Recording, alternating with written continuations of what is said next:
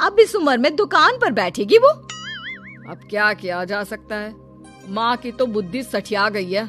मोहल्ले में मजाक बनाएंगे सब हमारा। अरे जेठ जी, इसमें परेशानी क्या है अगर सासू माँ ने दुकान खोली है? हाँ, राधिका ठीक तो कह रही है। अपनी दुकान पर बैठी रहेगी, कम से कम हमें परेशान तो नहीं करेंगी। हाँ, वैसे बात तो ठीक है। खुद के 2 पैसे कमाएंगी तो कभी कभार हमें जो खर्चा देना पड़ता है ना, वो भी देने से बच जाएंगे हम लोग। फिर किस बात की परेशानी, खोलने दो माँ को दुकान, हमें क्या। वैसे भी अपनी कोठरी में चुपचाप रह रही है ना, चाहे दुकान खोले या मॉल बनाए, हमें उससे क्या लेना देना। अगले दिन सुमन अपनी सास की दुकान पर पहुंचती है। सासू माँ, आपकी दुकान में शक्कर है क्या? शक्कर जरा 1 किलो दे दीजिएगा। हाँ बहू है ना, लो बेटा 1 किलो क्यों, 2 किलो ले जाओ। सोच लो सासू माँ, घाटा हो जाएगा आपको, पैसे नहीं देने वाली मैं। देखो सुमन, ये मेरी दुकान है और यहाँ पर जो भी कोई सामान खरीदने आता है उसे पैसे तो देने ही पड़ते हैं। अरे सासू माँ, ऐसा क्यों कर रही हैं आप? अरे देखो ना, घर पर आपका बेटा और पोते पोती दूध में शक्कर डालने के लिए कब से इंतजार कर रहे हैं, जरा उनके बारे में तो सोचिए। अरे ऐसी बात है क्या? अब मुझे नहीं पता था। बहू एक काम करो, वैसे भी पहली बार आई हो ना, ये शक्कर तुम ऐसे ही ले जाओ, पैसे देने की जरूरत नहीं है। अगले दिन राधिका भी अपनी सास की दुकान पर पहुंचती है। प्रणाम सासू माँ, कैसी चल रही है आपकी दुकान?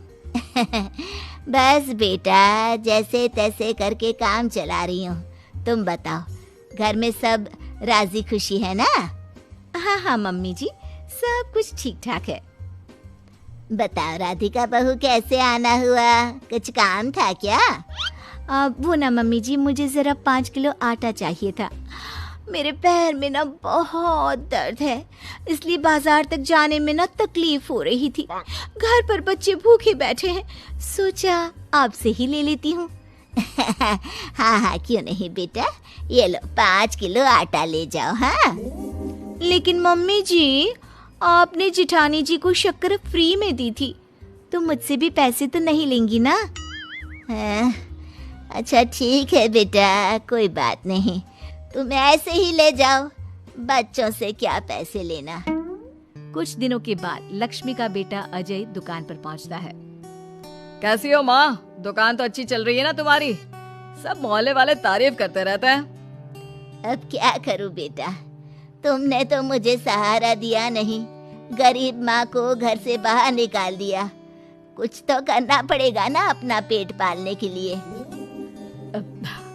वो माँ ना बहुओं की बहुत चिक चिक रहती थी, अब देखो कितनी अच्छी जिंदगी है तुम्हारी, खुद कमाती हो, खुद खर्च करती हो, इससे अच्छी भला कोई जिंदगी हो सकती है क्या? हाँ बेटा, दिल को बहलाने के लिए तुम्हारी ये बात भी सही है, लेकिन कोई बात नहीं बेटा, मैं खुश हूँ। अच्छा माँ, मैं क्या कह रहा था, जरा 500 उधार तो दे देना। कमाल की बात है बेटा, तुम मुझसे पैसे उधार मांग रहे हो, तुम्हारे पास पैसों की क्या कमी है?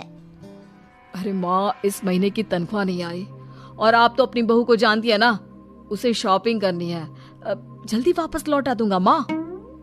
ठीक है बेटा, ये लो 500 रुपए, लेकिन देखो कुछ दिनों में वापस दे देना, मुझे अपनी दुकान के लिए माल भी तो खरीदना है। हाँ ठीक है माँ, जल्दी पैसे लौटा दूंगा। बहुत दिनों तक अजय अपनी माँ लक्ष्मी के पैसे वापस नहीं देता और सुमन और राधिका बार बार किसी न किसी बहाने से अपनी सास लक्ष्मी की दुकान से बिना पैसे दिए खूब सारा सामान ले आती है, जिसकी वजह से लक्ष्मी को अपनी दुकान में बहुत घाटा होता है। फिर एक दिन जब राधिका सामान लेने के लिए लक्ष्मी की दुकान पर पहुंचती है। सासू माँ, जरा वो 1 किलो दाल तो देना। नहीं बहू, अब मैं तुम्हें या सुमन को कोई सामान फ्री में नहीं देने वाली, तुम लोगों ने कभी कोई मदद नहीं की मेरी, उल्टा मेरी दुकान से फ्री का सामान ले जाकर मुझे मुश्किल में डाल दिया है। लेकिन मम्मी जी, हम तो आपके बच्चे हैं ना। अगर इतना ही मेरे बच्चे हो तो फिर मुझे घर से बाहर क्यों निकाल दिया? देख बहू, अब मैं तुम्हें 1 रुपए का सामान भी फ्री में नहीं दूंगी। और जाकर सुमन को भी कह देना, आए दिन तुम्हारा पति मुझसे उधार ले जाता है और वापस भी नहीं लौटाता। राधिका गुस्से में घर वापस आती है। घर आने के बाद, क्या हुआ राधिका, बहुत गुस्से में लग रही हो तुम? सासू माँ की दुकान पर गई थी ना? सासू माँ का तो कुछ करना पड़ेगा, जब से ये दुकान खोलकर बैठी है। अक्कड़ तो देखो उनकी। अरे लेकिन हुआ क्या है? होना क्या है, दाल लेने गई थी, मुझे 4 बातें सुनाकर उल्टा भेज दिया, कुछ दिया भी नहीं। ये तो सासू माँ ने ठीक नहीं किया। देखो मेरे पास ना एक बहुत अच्छा प्लान है। कैसा प्लान भाभी? हम अपनी सासू माँ की दुकान में किसी चोर से कहकर चोरी करवा देते हैं और सारा सामान अपने घर मंगवा लेंगे। उसके बाद हमारे पास फ्री में सामान भी आ जाएगा और सासू माँ की अकल भी ठिकाने आ जाएगी। ठीक है भाभी, मैं आपका पूरा साथ दूंगी। अब जल्दी से ये काम करवा दीजिए। और 2 दिनों के बाद सुमन और राधिका एक चोर से मिलकर लक्ष्मी की दुकान में चोरी करवा देते हैं। हे भगवान, ये क्या हो गया? इस उम्र में जैसे तैसे अपना गुजारा कर रही थी, लेकिन चोर मेरा सारा सामान लेकर चले गए। अबे क्या होगा? तभी वहाँ पर राधिका और सुमन पहुँच जाती है। क्या हुआ सासू माँ, बहुत दुखी लग रही हैं आप? अरे क्या बताऊं, मेरी दुकान का सारा माल चोरी हो गया। अब अगर आप अपने ही बहू बेटे को सामान नहीं देंगी तो ऐसा तो होगा ना सासू माँ। अब राधिका की बात सुनकर लक्ष्मी को यकीन हो जाता है कि इस चोरी के पीछे कहीं न कहीं उसकी दोनों बहुओं का ही हाथ है। लक्ष्मी एक प्लान बनाती है। पैसे उधार लेकर अपनी दुकान में फिर से खूब सारा सामान ले आती है। अरे भाभी, देखा आपने, सासू माँ की दुकान तो फिर से सामान से भर गई है। हाँ वही तो, मैं तो सोच रही थी कि एक बार में उनकी अकल ठिकाने आ जाएगी, पर लगता है फिर से कुछ करना पड़ेगा। लेकिन अब हम क्या कर सकते हैं? अरे वही जो हमने पहले किया था। इसका मतलब फिर से चोरी करवाएंगे? हाँ, उसके बिना हमारा काम कैसे चलेगा? और इस बार चोरी करने हम दोनों चलेंगे, कुछ नहीं छोड़ेंगे उनकी दुकान में। सुमन और राधिका दोनों मिलकर लक्ष्मी की दुकान में चोरी कर लेती हैं और सारा सामान चुपचाप अपने घर के स्टोर में लाकर रख देते हैं। लेकिन सुबह होते ही लक्ष्मी पुलिस लेकर सुमन और राधिका के घर पहुंच जाती है। इंस्पेक्टर साहब, मेरी इन दोनों बहुओं ने ही घर में चोरी की है। अरे ना इंस्पेक्टर साहब, ये हम पर झूठा इल्जाम लगा रही हैं। अरे हम क्यों इनकी दुकान में चोरी करने लगे? माँ, आपको शर्म नहीं आती अपनी बहू पर झूठा इल्जाम लगाते हुए? हाँ माँ, हम आपके बेटे हैं और ये आपकी बहुएं हैं, आप ऐसा कैसे कर सकती हैं? लक्ष्मी जी, क्या आपके पास कोई सबूत है? अरे इंस्पेक्टर साहब, आप इनकी बातों में मत आइए। ये हमारी माँ है और इनकी दिमागी हालत ठीक नहीं है, इसीलिए तो हमसे अलग रहती हैं।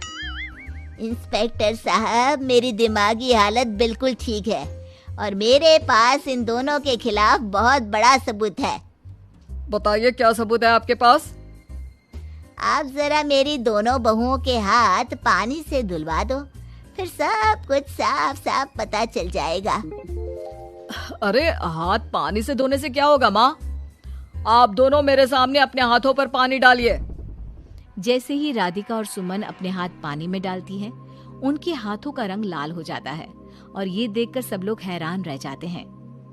अरे ये क्या, तुम्हारे हाथों का रंग अचानक से लाल कैसे हो गया?